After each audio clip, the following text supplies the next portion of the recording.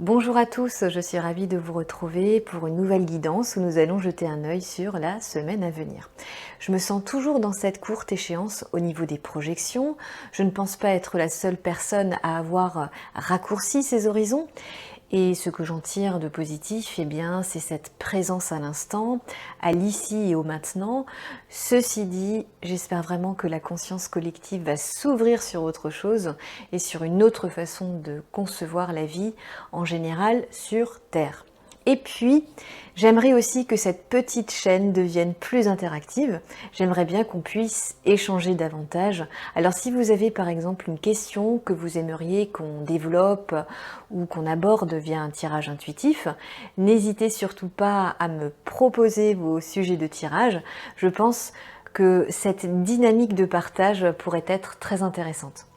Et en attendant de vous lire, je vous invite à choisir l'une des deux guidances qui s'affichent sur votre écran, la première ou la seconde, et on se retrouve tout de suite après.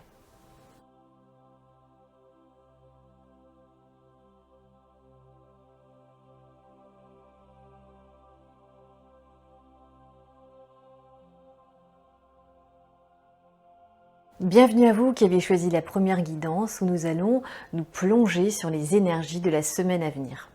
Et on commence avec la première carte qui va venir nous parler de l'aspect professionnel de votre existence et vous avez reçu le 8 d'épée. Alors il semblerait que vous soyez pris pieds et poings liés dans un projet ou un dossier important. Vous ne savez plus où donner de la tête et c'est comme si les rôles étaient inversés. C'est le dossier ou le projet professionnel qui vous dirige et vous risquez de vous sentir dépossédé de tous vos moyens. Alors attention, si vous êtes sensible au surmenage, le plus sage serait de vous laisser porter par le courant qui semble vous traverser actuellement. Essayez d'encombrer le moins possible votre mental de pensées angoissantes ou de pressions inutiles afin de maintenir votre taux d'énergie à un niveau, on va dire, sain. Pour ceux qui sont en recherche d'activité, c'est effectivement une semaine où il va falloir s'armer de patience et ne pas se laisser sombrer par les pensées plombantes et avilissantes du mental. C'est souvent quand on est dans l'attente de quelque chose qui tarde à venir que le mental, il se délecte à essayer de nous dévaloriser et à tout faire pour que notre morale soit à zéro. Et c'est de cette façon aussi que le mental arrive à prendre la place du véritable moi. Alors soyez très vigilants. La seconde carte va venir nous parler de l'aspect social et amoureux de votre vie et vous avez reçu la carte de l'impératrice. Il y a une vague de douceur très maternelle, tout en rondeur qui va venir vous envelopper cette semaine. Et tant mieux parce que cela va un petit peu contrebalancer l'aspect professionnel un peu compliqué que vous pourriez traverser. Si vous en avez l'occasion, essayez de passer du temps avec des amis proches avec qui vous pouvez extérioriser vos sentiments, vos émotions et partager ensemble vos expériences de vie. Le simple fait de pouvoir discuter à cœur ouvert avec une personne de confiance peut être absolument salvateur. Je ressens aussi beaucoup d'amour, pourquoi pas l'arrivée d'une personne très spéciale dans votre vie amoureuse et ce serait absolument formidable.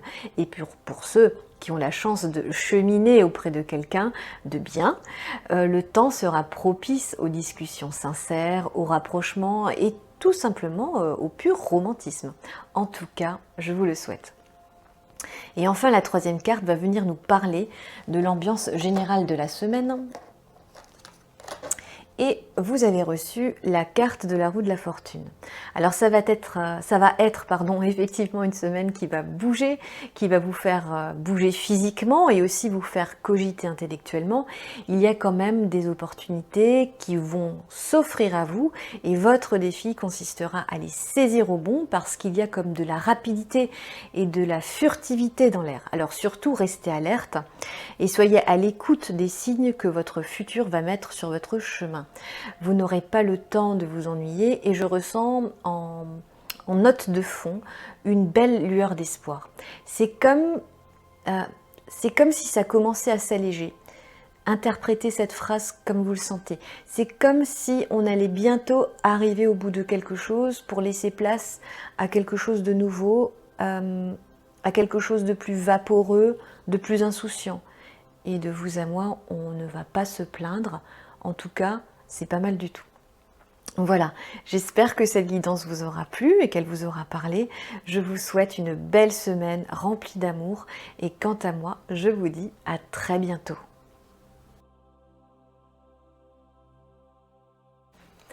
Bienvenue à vous qui avez choisi la seconde guidance où nous allons nous plonger dans les énergies de la semaine à venir et je l'espère qu'elles seront très positives.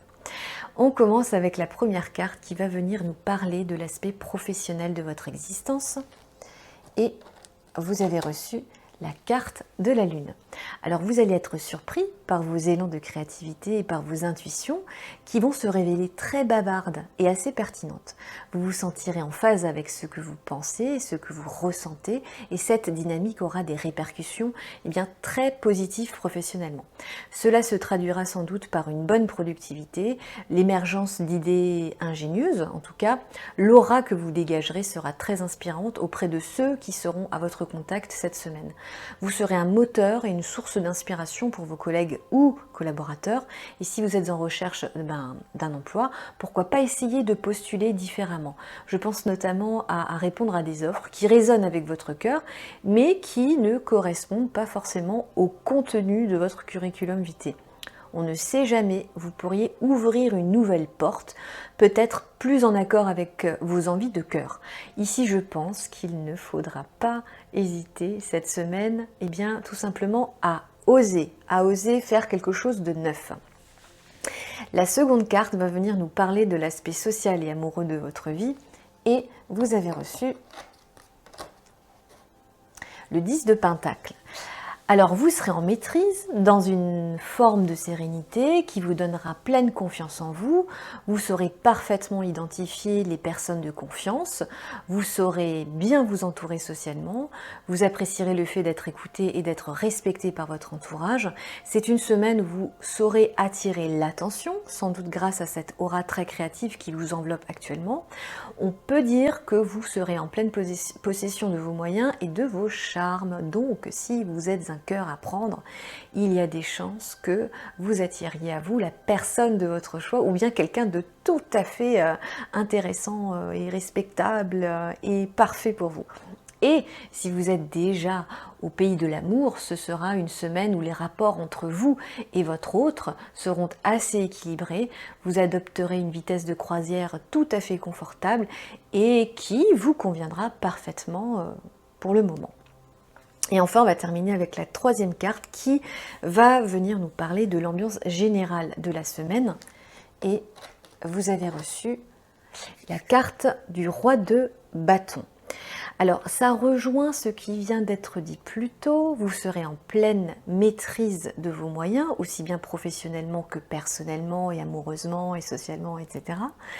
Vous maintenez le cap sur vos visions et sur vos projets, vous êtes en confiance et rien ne semble pouvoir vous perturber ou vous dévier de la ligne directrice que vous avez tracée pour votre avenir personnel. C'est une carte qui inspire la force tranquille, donc restez fort et restez tranquille. Pour le moment, l'avenir semble vous sourire de cette façon, alors ne changez rien. Continuez, comme j'ai dit tout à l'heure, votre vitesse de croisière. Voilà, j'espère que cette guidance vous aura parlé et qu'elle vous aura plu.